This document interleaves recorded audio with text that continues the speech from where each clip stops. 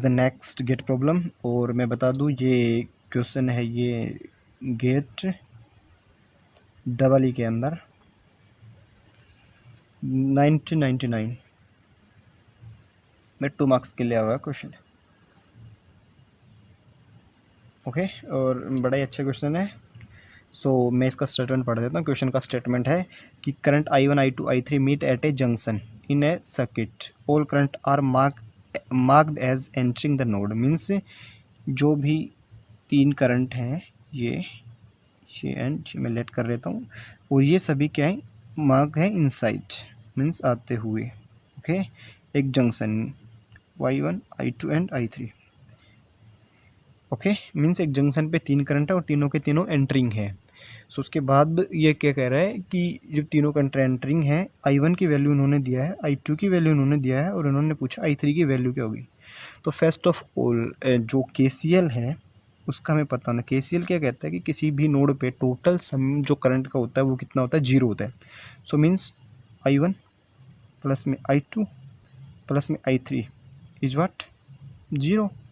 और मुझे चाहिए I3। So I3 is equal to what, minus का I2 माइनस का I3। ओके, सो नाउ उसके बाद आप I2 और I3 की वैल्यू पुट करेंगे और कैलकुलेशन करेंगे। बट इसमें मेन जो पार्ट है वो कैलकुलेशन का ही पार्ट है, और हम इसमें कैलकुलेशन है वो 2 मेथड से परफॉर्म करेंगे। ओके, तो सबसे पहले मैं मेथड 1 की बात कर लेता हूँ। मेथड 1 में हम क्या करेंगे, directly I3 is equal to, मैं पुट करूँगा I2। सो I1 है ये, I1 and I2। So I2 की वैल्यू है 8 cos ओमेगा टी, और I1 की वैल्यू है वो है minus sine 6 sine omega t. Okay, ये मिली एम्पियर में दी हुई वैल्यूज़ है। सो मैं मिली एम्पियर एक बार के लिए रेस्टली छोड़ देता हूँ, क्वेश्चन के एंड में मैं इसे लिख दूंगा। ओके, सो ये दिया हुआ। उसके बाद मैंने क्या किया कि मेरे पास अब है ना, मुझे क्या चाहिए कि सिंगल टर्म में आंसर चाहिए, मीन्स या तो कोस के या साइन के में। ओके, उसके बाद मैंने क्या किया, इसको 10 से इनसाइड एंड आउटसाइड मल्टीप्लाई कर दिया। सो ये 10 कॉस ओमेगा टी, ये मैंने क्यों किया, ये जस्ट क्वेश्चन जो प्रोसीड होगा हमें पता चल जाएगा। 6 sine omega T, and I know that कि जो कोस की वैल्यू है कोस 8/10, कोस 8/10 होता है कोस 36.86 समथिंग, तो 87 कोस ओमेगा टी एंड माइनस और माइनस से प्लस हो गया था, तो प्लस ये हो जाएगा प्लस, और 6/10 होता है sine 36.87 sine omega t. Okay, and मैंने यहाँ पे एक मिस्टेक कर दिया जो आपने भी ध्यान नहीं दिया, ये I2 है, ये माइनस का हो जाएगा, ये प्लस का है। ओके, सो ये माइनस है, ये माइनस है। अगर मैं माइनस से कॉमन ले लूँ सो दैट ये हो जाएगा माइनस का 10 cos 36.87 cos omega t plus में साइन 36.87 साइन ओमेगा टी।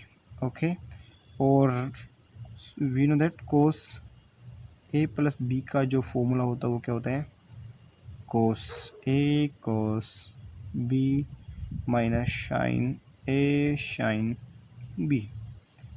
और मैंने यहाँ ना ये इस माइनस को कॉमन इसलिए भी लिया है क्योंकि जब आप ऑप्शन देखोगे तो उनमें जो हमें जो एंगल दिया हुआ है वो एंगल पॉजिटिव दिए हुए हैं। मीन्स मुझे ये ओमेगा टी प्लस समथिंग है वो पॉजिटिव चाहिए था।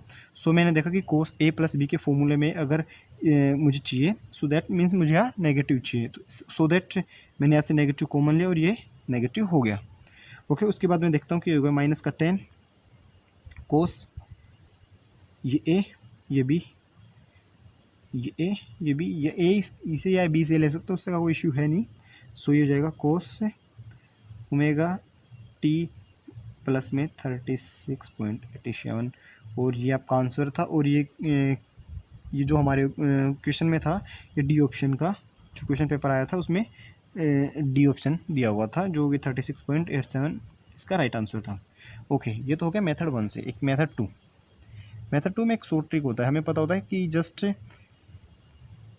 ये होता है, ये हम रिप्रेजेंट करते हैं साइन से, और साइन से 90 डिग्री लीड करता है cos, else minus sine and minus का कोस।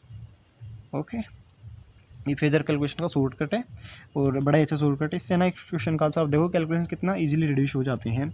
सो दैट मुझे पता है कि सबसे पहले मैंने देखा माइनस का साइन, -6 ω t, तो माइनस का साइन यह है तो 6 ω t, तो मैंने ω t को यहाँ पे आप कुछ भी कंज्यूम कर सकते हो, theta ω t as you wish, आपके क्वेश्चन में जैसा दिया हुआ है वैसा ही। ओके, ये नहीं कि ω t से और इसे थीटा नहीं, ये सभी की जो वैल्यूज हैं ω t है तो ω t ही होना चाहिए। सो माइनस का साइन में कितना दिया, माइनस के साइन में दिया हुआ मुझे 6, सो ये 6, और कोस में कितना दिया मुझे 8, सो दैट 8। इन दोनों को हम सोल्व कर लेंगे। इसको मैंने फर्दर प्रोसीड किया, इसको प्रोसीड किया, और ये मेरा रिजल्टेंट हो गया। ओके, ये है 6, सो मैं इसे यहाँ ड्रॉ कर लेता हूँ थोड़ा अच्छे से। ये मेरा 8 है। ओके, देन ये मेरा ऐसे हो कि ये मेरा कितना हो गया, 6 हो गया। एंड इसकी वैल्यू 8 + 6 का एंड रूट कितना हो जाएगा, ये क्योंकि ये 90 डिग्री है तो ये एक राइट एंगल ट्राइंगल हो गया, तो इसका हो जाएगा 10। मैग्नीट्यूड 10 हो गया। अगर मैं बात करूँ एंगल की, तो एंगल कितना हो जाएगा, कॉस ऑफ ये कितना हो जाएगा 8/10, और कोस 8/10 होता है 36.87, सो एंगल हो गया 36.87। ओके, और इस जो ये एक्सिस इसको हमने रिप्रेजेंट किया था कोस ω t, और इस एक्सिस को रिप्रेजेंट किया था -sin ω t। सो इस शॉर्टकट का फ़ायदा ये कि अगर हमें ऑप्शन में ना किसी भी टर्म में हम निकाल सकते हैं बड़े इजीली। अब मुझे चाहिए कोस ω t की टर्म में। ओके, सो मैंने देखा कि जो ये है ये हुआ 10। ओके, और जो इसका एंगल है ये है कोस ω t। अब कोस ω t लिया तो हमें देखना पड़ेगा कोस ω t से कितना लैग कर रहा है, लीड कर रहा है। सो मुझे पता है कि अगर मैं क्लॉकवाइज डायरेक्शन में चलता हूँ तो होता है लैग, और जब मैं एंटी क्लॉकवाइज में सो लीड। तो ये क्या कर रहा है, लीड कर रहा है, तो लीड का जो एंगल होता है वो पॉजिटिव होता है। कितना लीड कर रहा है, 36.87। ओके, अब ये तो किसकी वैल्यू आ गई, ये वैल्यू है I1 प्लस में I2 की वैल्यू। मुझे क्या चाहिए थी, मुझे वैल्यू चाहिए थी -I1 प्लस में I2। सो मैं इसे माइनस से मल्टीप्लाई कर दूंगा, so that is the answer. So -10 cos ω t plus में 36.87। ओके, ये मेथड जो आपको थोड़ा अजीब भी लग सकता है, बट अगर आपने एक या दो बार प्रैक्टिस किया तो काफ़ी क्वेश्चन ऐसे होते हैं जो इससे बड़े ही आसानी से सोल्व हो जाते हैं। जैसे पावर सिस्टम में हम ऐसे क्वेश्चंस देखेंगे जिसमें फेजर कैलकुलेशन है, तो उसमें बड़ा ही ठीक होता है। इसमें ना जैसे अगर तीसरा मेथड देखो M3, सो उससे अगर मैं जाता कि मुझे पता है कि चलो मुझे एक टर्म में चाहिए था, मैंने इसको साइन में कन्वर्ट कर लेना है, तो ये हो जाएगा -6 साइन, अब 90 -ω t, सॉरी मैंने कोस में चेंज करना है तो कोस 90 -ω t, देन प्लस में ये I2 हो जाएगा, ये हो जाएगा 8 कोस ω t। देन मैंने दोनों को क्या किया, सेम में चेंज किया, या तो साइन में कोस कोस में, उसके बाद मैं इन दोनों को एडिशन करूँगा। ओके, एंड में परफॉर्म करूँगा, तो ये थोड़ा लेंथी हो जाता है। सो दैट इससे अच्छा तो ये भी है, और अगर इससे बचना है तो ये बेस्ट मेथड है।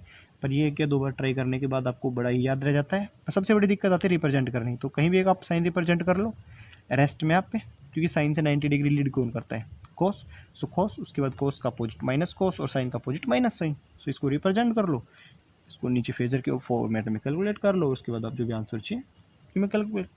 सो थैंक यू, बाय बाय।